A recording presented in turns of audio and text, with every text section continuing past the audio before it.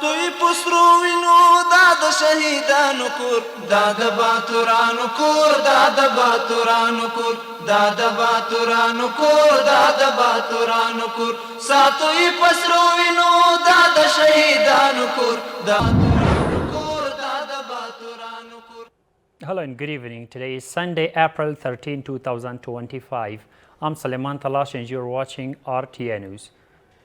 The Supreme Court of the Islamic Emirate has called on the recent statement from the United Nations Human Rights Office, which deemed qisas an act against human dignity, an unfair and shocking position.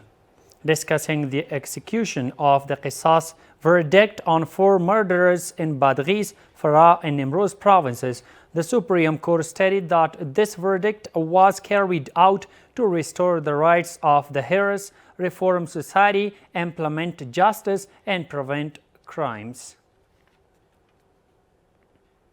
The Minister of Energy and Water, Mullah Abdul Latif Mansour, accompanied by local officials and the commercial attaché from the Chinese embassy in Kabul, overviewed the technical study process for the Kapisa Baghdara Dam. The Ministry of Energy and Water states that during this supervision, Mr. Mansour proposed other significant investment projects to the officials of the Chinese embassy. The ministry further adds that the commercial attaché of the Chinese embassy has assured Afghanistan of its support in implementing water and energy projects. Nuruddin Azizi, the Minister of Industry and Commerce, met with Pakistani Ambassador Ubaidur Rahman Nizamani in Kabul to discuss transit and trade issues. They focused on improving coordination between Afghanistan and Pakistan. Afghan traders highlighted that Karachi and Wagah ports are vital for trade, believing that enhanced facilities for Afghan traders would benefit both countries. Wahid Sultani with more details. The Minister of Industry and Commerce met with the Pakistani ambassador in Kabul on April 12 to develop transit and trade relations and establish coordination between Afghanistan and Pakistan, and the two sides discussed strengthening trade and transit. In this meeting, both sides discussed and exchanged views on enhancing coordination in bilateral trade and resolving existing challenges in the transit of goods. They also emphasized the need for closer cooperation and the adoption of joint measures to facilitate trade and transit between the two countries. A number of Afghan traders considered the meeting of the Minister of Industry and Commerce with the Pakistani ambassador as useful and say that if Pakistan and Afghanistan provide facilities to traders at their commercial ports, it will boost trade and transit between the two countries. There should be a practical agreement between the two countries so that border closure no longer occur.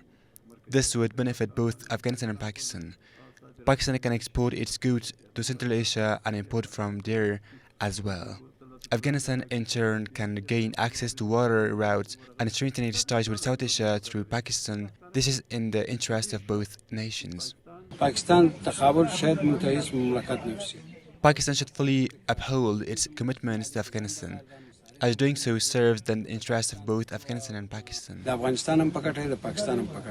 This comes at a time when Pakistan's recent double standards against Afghan traders at the Torkham, Karachi and Waghan ports have led to a significant decrease in transit and trade between Afghanistan and Pakistan.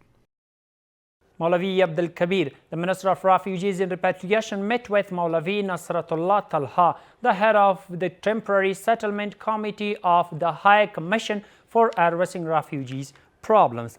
During the meeting, Mr. Talha shared updates on the committee's work, stating that necessary tents and other supplies have been delivered to the temporary settlements for refugees. He also mentioned that the committee is actively working to provide additional facilities for the returnees. In response, the Minister of Refugees emphasized the importance of establishing temporary settlements for returning compatriots, affirming that the Islamic Emirate is fully committed to supporting the returning refugees.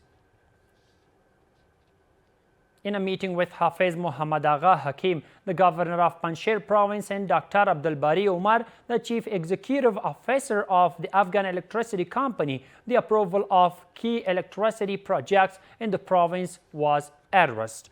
They discussed several initiatives, including establishing an electricity network in the first district, completing the Onaba power project, preparing for the Paranda hydroelectric power station, surveying a 10-megawatt dam in Kote Bamwardar,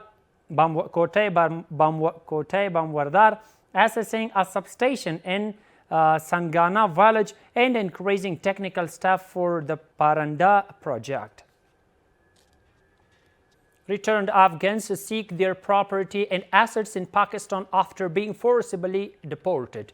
They claim that Pakistani police violated international norms and seized their belongings. Upon reaching Torkham, the Islamic Emirate provided support, but the returnees urged the international community and investors for further assistance. Yamarian has the rest of the story.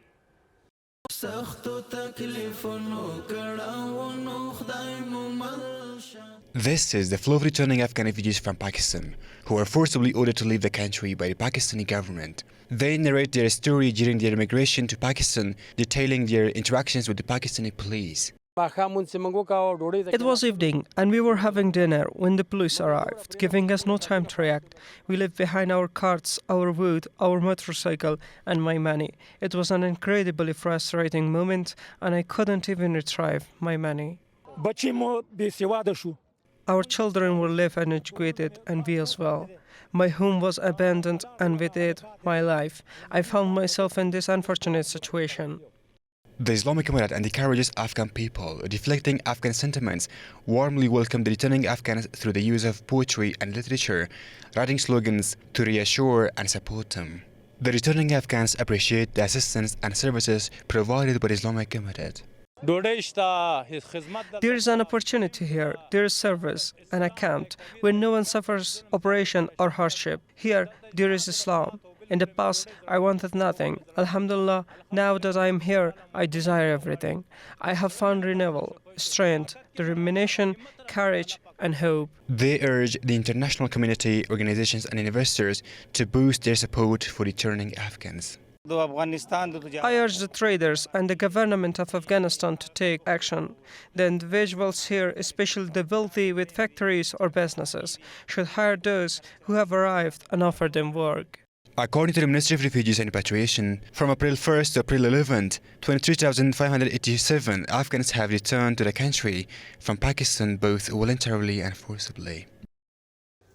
The Ministry of Public Health has announced the opening of a health center in the Laghman to serve returning compatriots from Pakistan. The ministry stated that this center was established to address the health concerns of returning refugees promptly and to provide them with necessary health services. And the final one is that the Ministry of Refugees and Repatriation states that 263 Afghans were released from Pakistani prisons and returned to the country during the current month. The ministry adds that these individuals had spent between 1 and 5 days in Pakistani prisons and were transferred to their original areas after receiving humanitarian assistance. That's all for tonight. Thank you so much for watching. Have a good night. ساتوی پسرو وینو داد شهیدانو کور داد باتورانو کور داد باتورانو کور داد باتورانو کور داد باتورانو کور ساتوی پسرو وینو داد شهیدانو کور داد